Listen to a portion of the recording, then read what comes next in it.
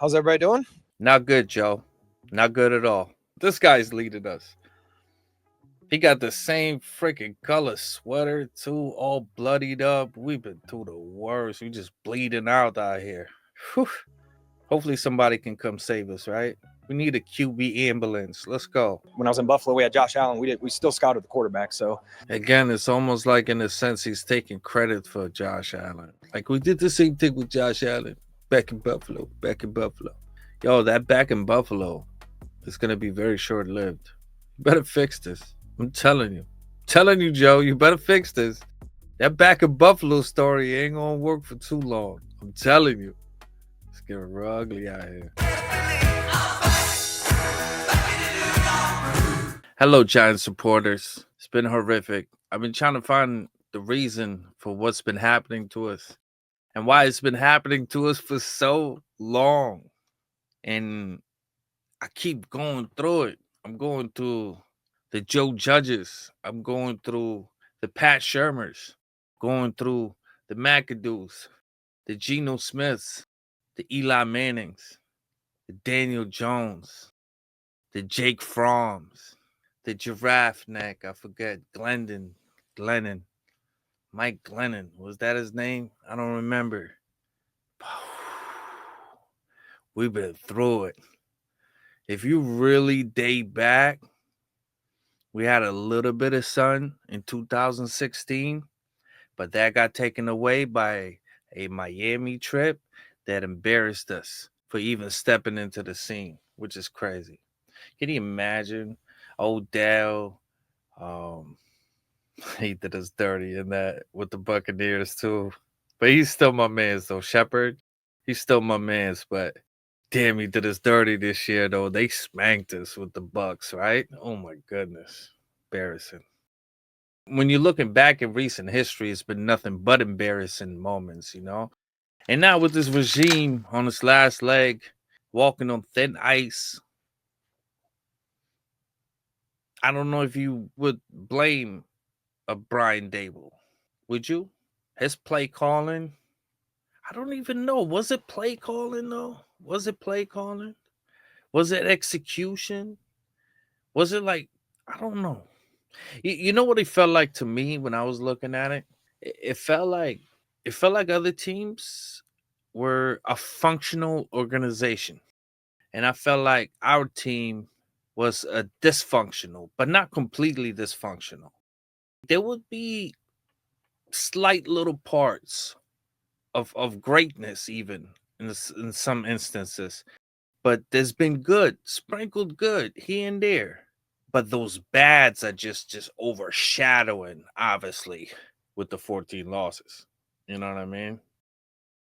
So, long story short, I've been trying to figure out who's to blame. Who's to blame? And the only guy you can really blame at this point, because, I mean, it could have gotten any worse. My man's let go of McKinney, Pro Bowler. He let go of Barkley, Super Bowl winner, Pro Bowl, All Pro, breaking all records. Everybody we let go, they just winning everywhere else. They even talked about. I read something upon which which brings me really to this video and the reason for this video. The reason for this video is because I've been staying away from the NFL world. I've been staying away from the football world. I understand it's the combine, it's like, exciting time for a lot of people, but for me, it's not exciting. Okay. We just went through the worst nightmare of all nightmares, celebrating the 100th season. Now, I don't want to be here crying about it because I've been crying about it long enough. But what I'm saying is, I've been through a lot. We've been through a lot. Okay. We don't know what our future holds. Our regime right now is standing on its last leg. They are desperate. They talked about getting Matthew Stafford, which I'm all for it. But he wasn't available. And then they said Damian Woody or something. I'm reading. I'm not watching these guys. I can't watch them. Yo, I can't see their faces when they talk smack about my team. I'm just not doing that anymore. None of y'all, But anyways, I'm reading upon it, and Damian Woody goes like, yo, tell Matthew Stafford, don't ever do that. They're a dysfunctional team. The whole regime is basically on his way out the door. And then when he said that, I was like, I mean, I wasn't in a good mood. It's already been bad, but this makes it even worse. Because now you're starting to get me even more paranoid about this regime. It gives me more questions about this regime. And with where Washington is at, as high as the Eagles are flying at this point, and the Cowboys having a turnaround and switch of the head coach and down, they look like they're establishing themselves. So I'm wondering, what are we doing as we see the outlook on the NFC East? And I realized there's only one man to ask. So I seen that he had a presser. He had a presser at the combines. And I was like, you know what, Joe? I think this is all your fault. And I'm going to need to see what you talking about, because you're the one to answer for this. It's been tough. It's been really, really tough for all of us. So anyways, let's react to my guy, Joe Shane. Let's see what he's talking about. This is the only New York Giants video I'm going to watch. I just can't do it anymore. I just feel like our organization has been an absolute clown show. And everybody's been laughing at us, and they all got jokes, and they're always just put us right in the dirt. The fact that when they were trashing us before the season started, I was so hyped up, and I was like, what you talking about? We this. Like every team does before season starts. But when you prove everything that they saying bad about your team, right? That's another level. That's another level. And my man's Joe Shane, we about to see made this happen. So without further ado, let's see what he's talking about. Let's respond to him. We're gonna talk to him like he right here. Let's do this. How's everybody doing? Not good, Joe. Not good at all. We're not doing well. It's been a year, but looking back at the decision to let Saquon walk in free agency, how do you view that, and do you regret not? Every time. Yeah, I'm happy for Saquon. Obviously, he went on to win the Super Bowl, and we wish him nothing but the best. Always gonna.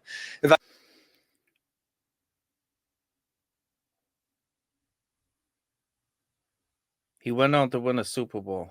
You really happy for him? You should have left that question with, that was last year. We moving forward. Wow. Evaluate all the decisions you.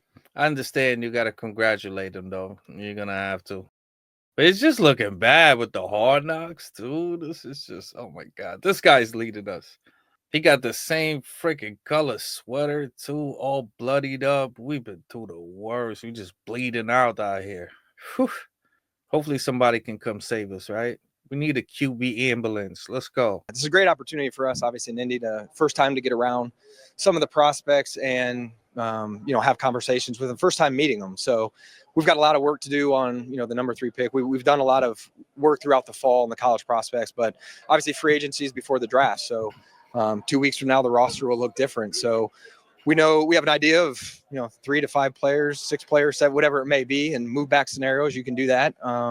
We'll also look at moving up if that's a possibility. So it's exciting time for a year for us, and a chance to make some change on the roster. And so we'll look at all different scenarios. You notice how the camera is so unprofessional, and it's kind of like moving away. It's moving. You can hear the mic on the camera and stuff like that. That's happening because our organization is falling apart, unfortunately. When we get around these kids, they may or may not be a fit for us. So, we're going to have to address the position somewhere. And even if you get a young quarterback, you'd like to have a vet, in the room with them to show them the ropes and how to be a pro. So, we're looking at all different avenues. It's, hey, is this guy going to be really good for a young quarterback? It's very tough because the vets don't want to come to the New York Football Giants because of who the New York Football Giants have been and the stigma you guys have put out there the last few years you've been running this place. Do you understand what I'm saying? So, like, the quarterbacks who are experienced, who are veterans, who are worth a starting quarterback job don't want to come to the New York Football Giants. They just don't. I don't know. His voice is cracking a little bit. Seems a little bit nervous, asked about the quarterback. It's a big decision for him. It is a do or die. That's why that Damian Woody is kind of like stuck in my head, because what if that is the case? What if these guys have no idea what the they talking about? Anyways, nightmares. Let's go. Yeah, definitely believe in the evaluation process that we have in place. Whether it was, when we were in Buffalo or what we've done here, we've continued to do it each year. And again, reflecting on the seasons.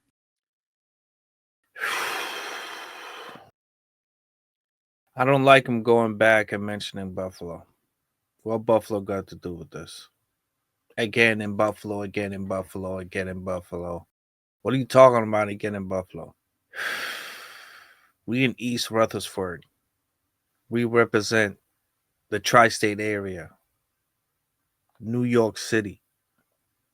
New Jersey. New York State. All over that place. Talking about Buffalo? Talking about Buffalo, my man. Been out here for like this. What's your fourth year on thin ice? You don't know what you're doing? Talk about Buffalo. Buffalo Wild Wings. The Buffalo Bills ain't got nothing to do with this. I don't know why you would bring them up unless you're not feeling too confident about what you got going on. I don't know. This guy's scaring me a little bit. But again, guys, I am rooting for this guy to prove me completely wrong. I want this guy to make me feel like I was totally 100,000% wrong. I want this guy to make the best decisions that GM has ever made in the NFL history. But I'm not that confident. But, you know what I mean? I'm still rooting for it for sure. Wow, this guy. Where we are financially, from a salary cap health standpoint, we're in good shape.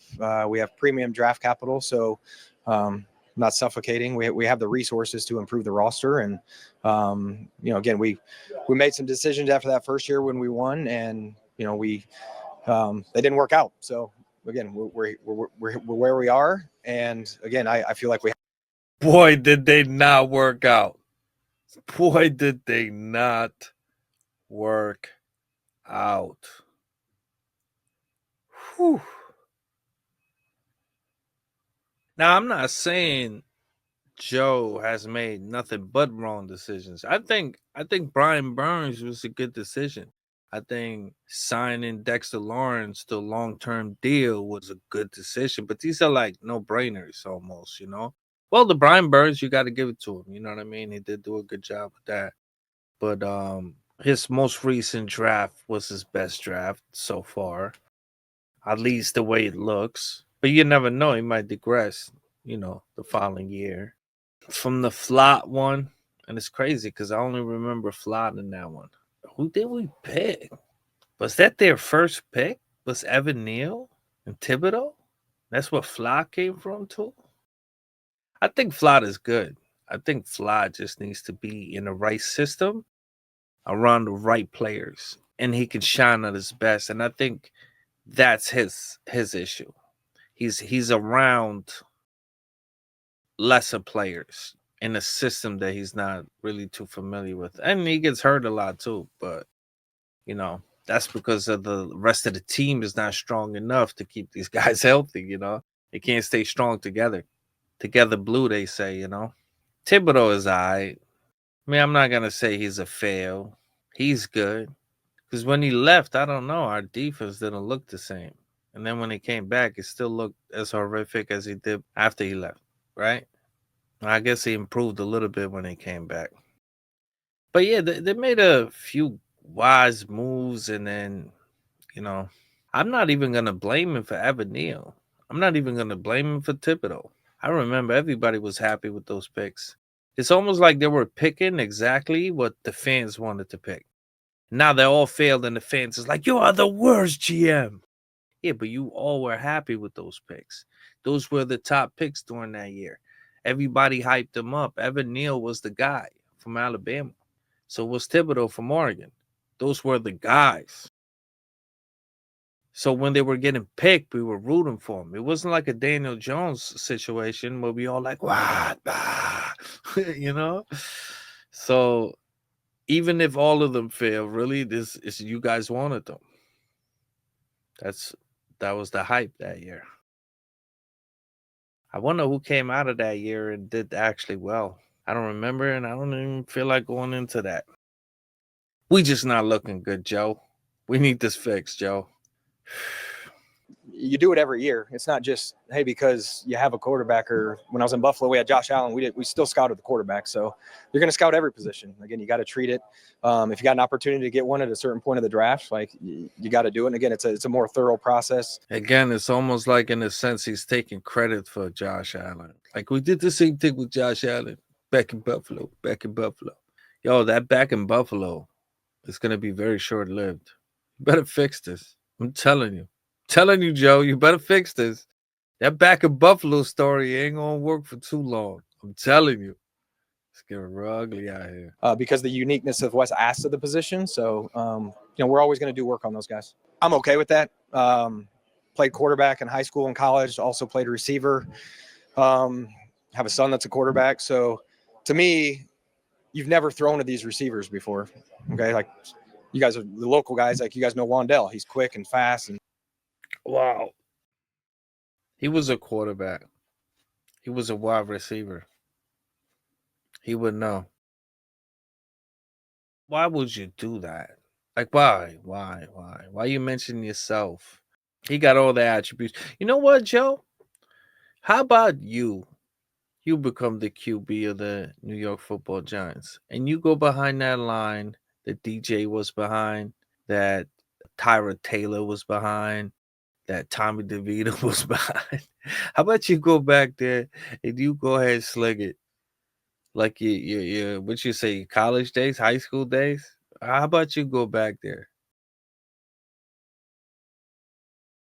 This guy's crazy. If a guy decides he doesn't want to throw and he wants to throw at his pro day, I'm okay with that. My staff's done a lot of work on the quarterback. So we've seen all these guys throw multiple times, whether it's practice, games. So that's up to the individuals, their decision and how they feel about that. And I'm okay with that. I did like that part, though.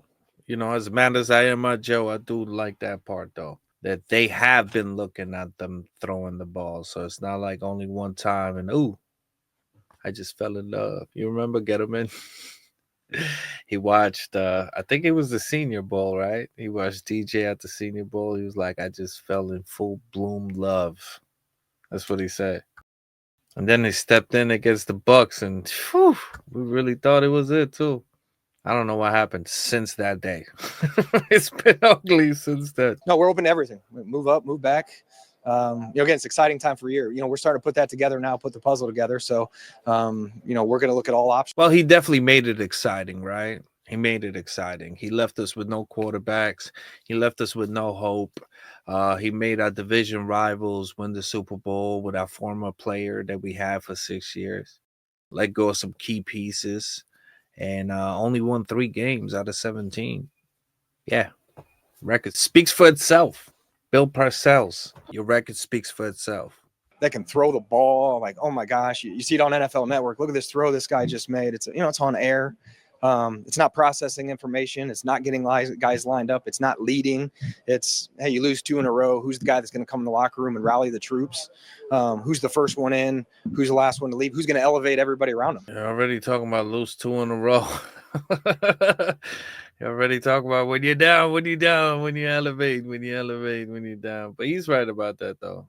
There's a lot more than just one throw on Instagram, for certain. He's right about that. But Joe, what they're asking, who you picking, that's what everybody's asking. They're all beating around the bush with these questions. What they're asking you is, what type of guy are you looking for? Is it Sanders, a Kim Ward, a Jackson Dart, that dude from Oregon? Like, what kind of guy are you looking for? And if it's a veteran, if you want a veteran, are you going to pick a high quarterback, or are you going to step back and go down and picks and accumulate more that way. Why are you just gonna stay put? Maybe they'll take the first two teams. Who is it? I think the Titans and the Raiders, right? Maybe they'll pick Cam Ward and Shedeur Sanders. And then we left with Travis Hunter. That will be dope. I like Travis Hunter. And Eli says that Jackson Dart is it. I watch his highlight. I'm with Eli. I always believe in Eli. Sanders, Deion Sanders used to always say, believe in Eli. I believe in Eli. I do. I think that's what we should do. I think if we in third and we get Travis Hunter, I think we should take him. And then we should just wait. And then if Jackson Dart is up in there, take it. If not, just take the best quarterback afterwards. Because we building a few weapons, you know what I mean? Like, do we really need a crazy quarterback? Maybe we do. I don't know. I don't know, Joe. Everybody want to know, Joe. Who you going to pick, yo? I think the quarterback can elevate the entire team. So I can't just say, hey, I want a guy that's, winning's important, all that's important, but there's a lot that goes into the quarterback position. And that's this time of year is where we can find that out. Like we've seen the film evaluation. We've seen how these guys perform under pressure. We've seen how they do on third down, how they do on fourth down and money situations. Now we need to figure out who they are as people. And it's a unique media market. Everybody knows that's standing here. So can they handle the pressure? Can they handle adversity? Can they handle people talking negatively about them, over extended period of time? Hopefully not extended period of time if we take them, but he's talking about DJ. Can you handle being dragged? And like that's another thing too. Is like they have the stigma of like, the New York media is one of the biggest medias and they look for everything. They're always trying to get at you. And it's true, they do try to get at you. But the thing about it is, if you do the right thing, there's nothing they can do. I mean, see, with DJ, it was really the results. If DJ would have won more games, if the team was better around him and they would have won more games, they wouldn't have did that to him. But because he wasn't winning many games at all, they were doing that to him. So it wasn't really about his play. It was mainly about the results of winning and losing. And he was doing, and the New York Football Giants were doing a lot more losing than winning. So that's the reason why he just, they killed DJ.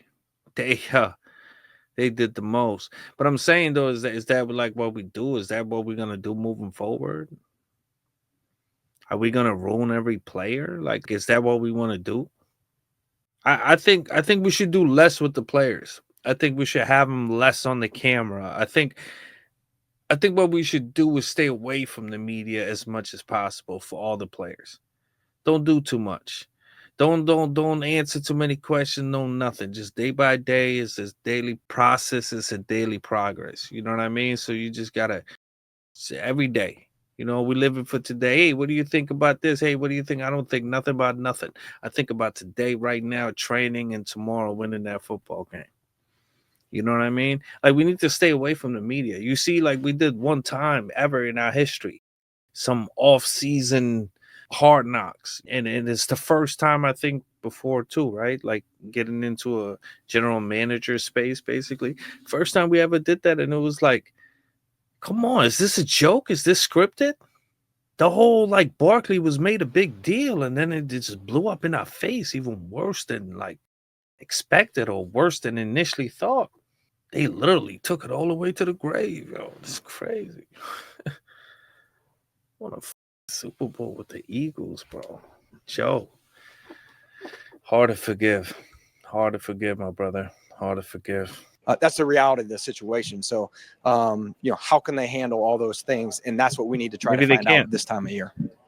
I say Slayton and Aziz stay. I don't think those are the issues.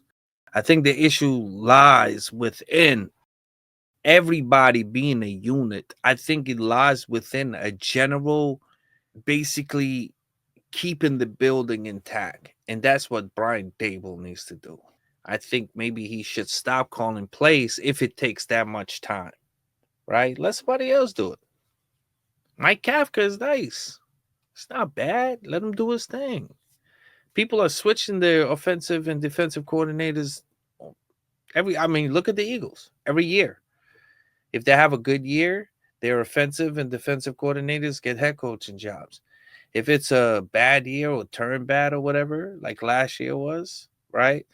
They just replace them. Why are you trying so hard, Brian Dable?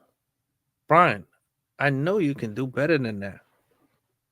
Just watch the team. Get an offensive coordinator. Let him do his job. You do your job keeping this together. Get the right players, offensive and defensive, because you know both. Keep an overall general look, bird's eye view on the entire organization, on the entire 53-man roster, so we can put our best foot forward and we can start winning games. I don't think you calling plays, if it takes that much energy where you can't control the building. See what I'm saying? Come on. We got this. Hopefully. 4 starters, Daniel's obviously on Minnesota's roster now. GVR, J-Pin, and Slayton are the 3, opening day starters that are their contracts are up. So we'll have those conversations this week. Again, we're still waiting on the salary cap. We have a little bit of a range on what that's going to be. So we're starting to put all that together now. Yep. Thanks, guys. Wish I could say the same for you, Joe. Thanks. Wow. Well, guys, we don't know nothing about nothing. We don't know what Joe's going to do. Those reporters, they took their shots. They asked him over and over again, who you picking? He would not tell. He did speak about his desires of being a quarterback and knowing what a quarterback is supposed to be like. So maybe we should pick Joe. Maybe you should switch your job from general manager to our quarterback because you're such a good quarterback. I'm sorry, guys. I might be being rude to Joe Schoen. I wish him nothing but the best, man. Like he's obviously a general manager of my team. So of course I want him to do great. Of course I want him to do his best. I want Brian Dable to do their best. And I really don't want him to fail this year. I want him to really, really turn it around and then start having a really good future with a new quarterback and just a fresh new start. We need something different. Okay, this last year was a nightmare. The year before was a nightmare. The year before was a dream that turned into a nightmare, which makes the nightmare even more worst. Because you felt what it's like to almost make it and then get demolished by the same team who won the Super Bowl with your player. Ugh. Anyways, guys, we just checked out my boy Joe Schoen. Hopefully he can lead us to a prosperous future for us New York Football Giants. But if it does not happen, the next regime, the next years are going to be horrible. So I'm really, really rooting for this regime to really, really turn this around. Because if they get fired, as much as I don't care if they leave, but if they do leave, it's going to be a start. Unless we start like Dan Quinn did with Washington. We get something like that, maybe. I don't know. You never know. But until the draft, or maybe a little bit before then, if something changes after March 12th when free agency starts. Guys, be safe out there. Keep supporting the New York Football Giants. We got nothing else to do, man. Hopefully a prosperous year is going to be 2025. And, yeah, man, keep your head up. Keep your head up. Anyways, guys, I give you my thoughts. You give me your thoughts in the comments down below. Don't forget to like, subscribe, share, tell everybody about Culture of Excellence. Until next time.